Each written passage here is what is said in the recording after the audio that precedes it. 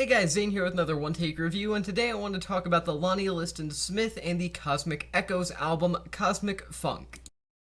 Cosmic Funk is the slightly less well-loved but significantly more funky follow-up to the cult classic spiritual jazz album Astral Traveling, which is not necessarily the most popular thing in the world because it's a spiritual jazz album that isn't Karma by Pharoah Sanders or any later day John Coltrane album, but it's definitely a fan favorite for that particular niche of jazz music, even if it doesn't get any critical recognition whatsoever. While records like Cosmic Funk aren't necessarily the greatest examples to give to casual jazz fans for reasons to expand their taste beyond the very big names of the genre, it's still a solid record overall. Lonnie Smith is a pianist, to clarify, and at that he's a pretty good one as well, though not exactly mind-blowing either. Now, Smith isn't ever really recognized as one of the greats of jazz piano, and there's a reason for that. He is not one of the greats whatsoever. He's not as exciting as someone like, say, Horace Silver, and he's not as deeply profound and emotionally moving as someone like Bill Evans. He kind of sits in a gray area between the two, never really achieving either, but just being a very strong performer overall who's very respectable from a musicianship standpoint. Paired with a remarkably crisp production sound due to the production of Bob Thiele, the piano work here that is delivered by him is overall very solid. It's just not particularly shocking either, especially if you're a seasoned jazz listener who has experienced sort of jazz funk with heavy reliance on the funk kind of jazz music, because this is just standard fare for that kind of sound. That being said, standard fare isn't always bad fare. Standard fare can be very good if it's executed well, and overall, I do think that this record is executed well, and that Cosmic Funk is a solid album heavily because of the fact that that piano work really does stand out due to not only the just generally strong performance work, but also the actual mixing, engineering, and production as well. The Cosmic Echoes, Lonnie Smith's backing band here, are also strong performers as well, though again, just like Smith himself, not necessarily all inspiring in their performance. They aren't really virtuosos of their instruments or anything, they just know what they're doing and they do it well. This is far from an all-star lineup, but at the same time, there's actually some solid performers here as well that I think do deserve some credit, not necessarily as underground jazz heroes, but just regular performers that did their job exceedingly well on a handful of records and then really never went on to all-star status.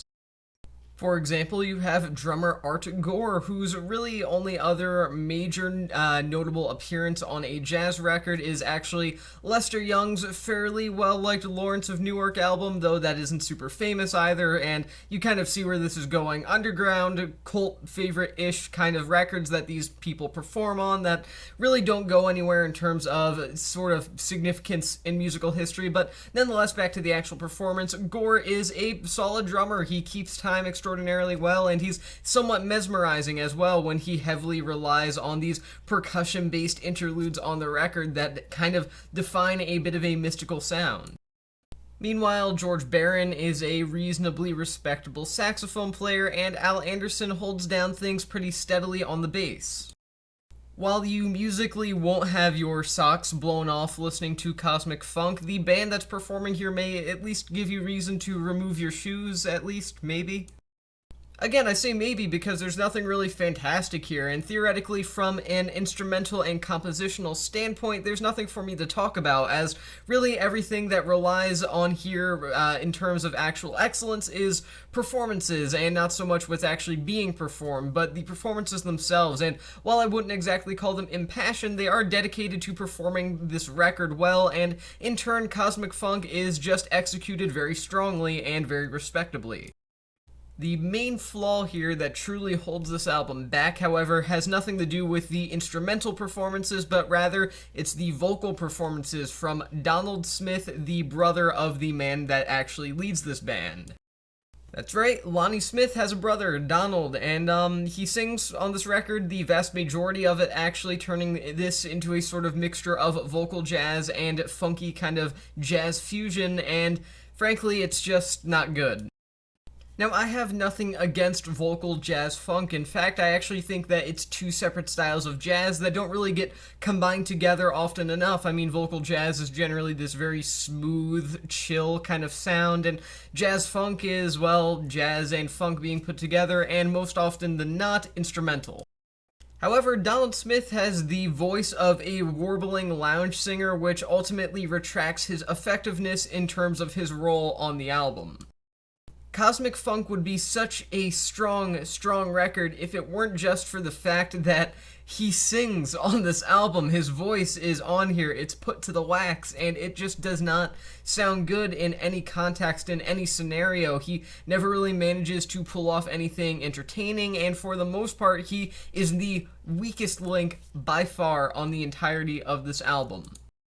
Cosmic Funk can be a very groovable record at times, and it's a shame that it is just kind of weighed down by this unnecessary and just completely unimpressive vocal work from a man who is most likely featured on this album exclusively because he was the brother of the bandleader. So overall, Cosmic Funk is musically solid, although not over-the-top impressive either, and it does have its weak spots as well. In fact, I would actually give this a lower rating if it weren't for the fact that the production is so incredibly good, and the performances are so respectable and solid. I'm going to give this album 3.5 stars out of 5. My one take on this album is that weak faux lounge jazz vocal work from Donald aside, Cosmic Funk manages to live up to its name as a groovy and enjoyable piece of work that manages to distance Lonnie and the people that worked with him from their previous more spiritual works. So again, 3.5 stars out of 5, and with that being said, that's the end of this review, and I'll see you guys in the next one.